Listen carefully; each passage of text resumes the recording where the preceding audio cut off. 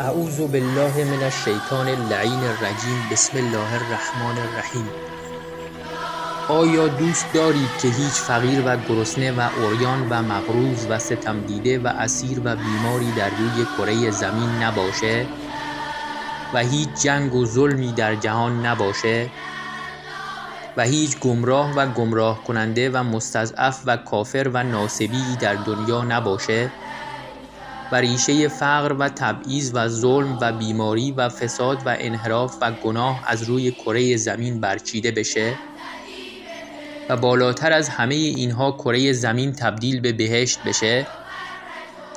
تنها راه چاره برای تحقق این امر ظهور امام عصر عجل الله تعالی فرجه الشریفه و یکی از راه‌های نزدیکتر کردن ظهور احیای امر یا نشر علوم یا احادیث شریفه اهل بیت علیهم السلامه تا جهانیان با آشنایی با اهل بیت علیهم السلام و کلام شریفشون هرچه بیشتر شیعه بشن و تعداد یاران امام عصر عجل الله تعالی فرجه الشریف و دعا کنندگان جهت ظهور بیشتر بشه.